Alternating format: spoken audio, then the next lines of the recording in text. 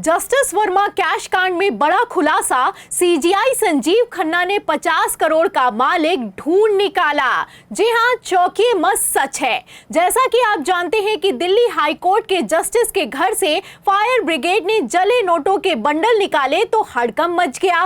इस पर पहले तो सीजीआई खन्ना ने एक्शन लिया, फिर जांच की कमेटी बिठाई। अब कमेटी ने अपनी रिपोर्ट को सबमिट कर दिया है और इस रिपोर्ट ने तहलका मचा कर रख दिया है।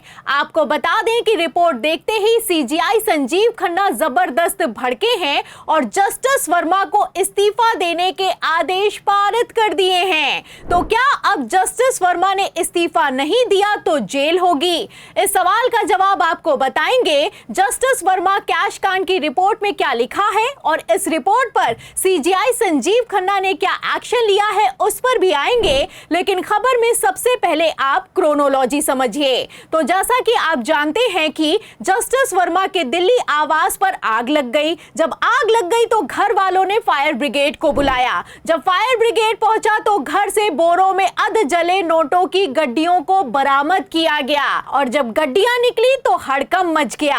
आपको बता दें कि जब आग लगी तब जस्टिस वर्मा अपने घर पर मौजूद नहीं थे, लेकिन जब पोल खुली तब जस्टिस वर्मा ने बयान देते हुए कह दिया कि जिस कमरे में पैसा मिला है वो कमरा हमारे कब्जे में नहीं है, वो मकान मालिक का है। यहां पर मैं आपको बता दूं कि सिर्फ जस्टिस वर्मा ने पलटी नहीं मारी बल्कि फायर ब्रिगेड भी पलट गया। जिस फायर ब्रिगेड के कर्मचारियों ने खुद नोटों की गड्डियों को बोरियों में बरामद किया था और पुलिस को बुलाया था, तस्दीक की थी, वही फायर ब्रिगेड का ऑफिसर कहने लगा कि कोई नकदी बरामद नहीं हुई है। खबर भी मौजूद है, खबर मैं आपको दिखा भी देती हूं। खबर में आप देख सकते हैं, इसमें लिखा हुआ है कि जस्टिस यशवंत वर्मा केस में नया मोड़। दिल्ली फायर ब्रिगेड बोला घर में कोई नकदी नहीं मिली, सुप्रीम कोर्ट ने भी दी सफाई।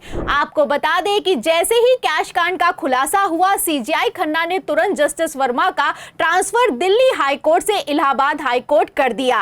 लेकिन फिर सुप्रीम कोर्ट की तरफ से भी सफाई निकलकर सामने आई। बयान दिया गया कि ये जो एक्शन लिया गया है जस्टिस वर्मा पर, ये कोई एक्शन नहीं हुआ है और तो और नकदी मिलने के चलते ट्रांसफर नहीं किया गया है। तो एक एक खबर से आप अंदाजा लगा सकते हैं कि किस तरीके से फायर ब्रिगेड से लेकर सुप्रीम कोर्ट पर तगड़ा दबाव रहा होगा। वरना फायर ब्रिगेड का इस तरीके से अपने बयान से पलट जाना और सुप्रीम कोर्ट का सफाई पेश करना अपने आप में कोई छोटी बात नहीं है। और तो और गजब तो इस बात को लेकर हो गया कि जले नोटों की गड्डी का वीडियो सोशल मीडिया पर वायरल है, लेकिन फिर भी फायर ब्रिगेड कह रहा है कि हमें कोई पैसा नहीं मिला और सुप्रीम कोर्ट कह रहा है कि हमने कोई एक्शन नहीं लिया। फिलहाल जिस तरीके से पलटी मारी गई थी, ये अपने आप में कोई छोटी बात नहीं है। खेल समझिए, पहले तो फायर ब्रिगेड बोला पैसा मिला, फिर बोला नहीं मिला। तब तक जस्टिस वर्मा ने सफाई में कह दिया कि जिस कमरे में पैसा मिला वो कमरा हमारे एक्सेस में नहीं है, वो मकान मालिक का है। फिलहाल अब ये जो खेल चल रहा था, ये पूरा का पूरा खेला एक्सपोज हो चुका है। जस्टिस वर्मा कैश कांड की रिपोर्ट सीजीआई खन्ना के पास पहुंच चुकी है, मालिक भी मिल गया है और नकदी मिलने की पुष्टि भी हो गई है। और तो और मैं आपको बता दूं, जाते जाते सीजीआई संजीव खन्ना ने तगड़ा एक्शन भी ले लिया है और यही खबर का मेन पॉइंट है। तो क्या बिग ब्रेकिंग निकलकर सामने आई है? खबर आप देखिए हिंदुस्तान की। देखिए, इस खबर में लिखा हुआ है कि जस्टिस वर्मा के घर नकदी मिलने की पुष्टि, दे सकते हैं इस्तीफा। तो सुप्रीम कोर्ट द्वारा गठित की गई 3 जजों की कमेटी ने पुष्टि कर दी है कि जस्टिस वर्मा के घर नकदी मिली है।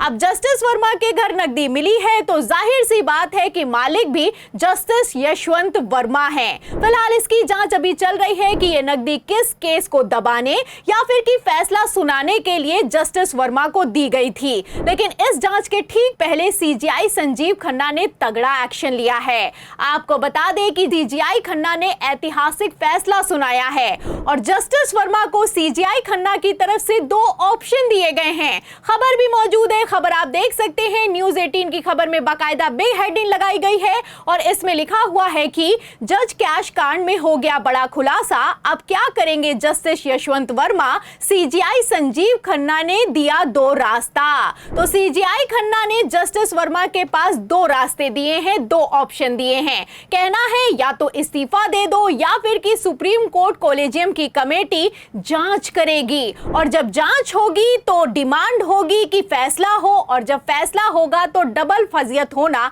लाजमी है। आपको बता दें, महाभियोग की भी प्रक्रिया को चलाया जा सकता है। जिस तरीके से जस्टिस वर्मा के घर में कैश कांड का भांडाफोड़ हुआ है, ये अपने आप में बहुत बड़ी बात है। फिलहाल क्या होगा क्या नहीं होगा ये सीजीआई खन्ना के 13 मई के रिटायरमेंट से ठीक पहले साफ हो जाएगा। लेकिन सीजीआई खन्ना ने कैसे जाते जाते पूरे सिस्टम को ऊपर से नीचे तक रिपोर्ट तलब करके हिला दिया है, आप इस खबर से अंदाजा लगा सकते हैं। आपको बता दें कि सुप्रीम कोर्ट को हद याद दिलाने वाले उपराष्ट्रपति जगदीप धनखड़ की भी बोलती बंद हो गई है। जैसा कि आप जानते हैं कि वक्फ पर लगी अंतरिम रोक के बाद भड़के उपराष्ट्रपति जगदीप धनखड़ ने कह दिया था कि जस्टिस वर्मा के घर से कैश मिलने पर एफआईआर क्यों नहीं हुई, क्या ये माफी के लायक है। और तो और धनखड़ का कहना था कि सुप्रीम कोर्ट खुद के सिस्टम को सही नहीं करता और ना जाने किस हक से राष्ट्रपति की समय सीमा को निर्धारित किया गया है। फिलहाल सुप्रीम कोर्ट अपने हक के दायरे में काम करता है और सुप्रीम कोर्ट ने एक बार फिर से कमाल करके दिखाया है। एक तरफ जहां राष्ट्रपति को संविधान का पाठ पढ़ाया है, वहीं दूसरी तरफ जस्टिस वर्मा केस का भी भांडाफोड़ हो चुका है। और इतना ही नहीं, chief justice of India Sanjeev Khanna ने तो रिटायरमेंट से ठीक पहले वो करके दिखाया है जो कि भारत के इतिहास में पहले कभी नहीं हुआ। खबर आप देखिए, एनडीटीवी की खबर में साफ लिखा हुआ है कि सुप्रीम कोर्ट का ऐतिहासिक कदम, जजों की संपत्ति को सार्वजनिक किया गया है। तो पहली बार ऐसा हुआ है कि चीफ जस्टिस ऑफ इंडिया से लेकर लोअर कोर्ट के जज तक की संपत्ति को सार्वजनिक कर दिया गया है। अब एक क्लिक से आप सीजीआई खन्ना से लेकर हर एक जज की संपत्ति का ब्यौरा देख सकते हैं। अब इससे ज्यादा ट्रांसपेरेंसी क्या ही होगी। जो सीजीआई खन्ना ने किया है वो सीजीआई खन्ना ही कर सकते हैं, वरना सरकारें किस तरीके से इलेक्टोरल बॉन्ड के नाम पर करोड़ों की संपत्ति को बनाती हैं आप जानते हैं। और तो और ब्यौरा मांगने पर पब्लिक को डेटा तक नहीं बताया जाता है कि इलेक्टोरल बॉन्ड का डेटा आखिर कहां से आया है और ये पैसा कहां से किसको ट्रांसफर हुआ है। एक तरफ सरकार छुपाने में जुटी है, वहीं दूसरी तरफ सीजीआई संजीव खन्ना ने जाते जाते पूरे सिस्टम को खोल कर रख दिया है। खैर, सीजीआई खन्ना के इस ऐतिहासिक फैसले पर और जस्टिस वर्मा पर लिए गए एक्शन पर आपको क्या लगता है? चंद्रचूड़ के कार्यकाल से सीजीआई संजीव खन्ना का कार्यकाल कितना अलग है? जो भी आप सोचते हैं हमें कमेंट बॉक्स में जरूर लिखें। वीडियो को ज्यादा से ज्यादा शेयर करें ताकि सच्चाई दूसरों तक पहुंच सके। और हाँ, 4 PM यूपी को ज्यादा से ज्यादा सब्सक्राइब करें ताकि पहले की तरह हमारी खबरें आपको लगातार मिलती रहें। फिर मिलती हूं अगली खबर के साथ, तब तक के लिए धन्यवाद।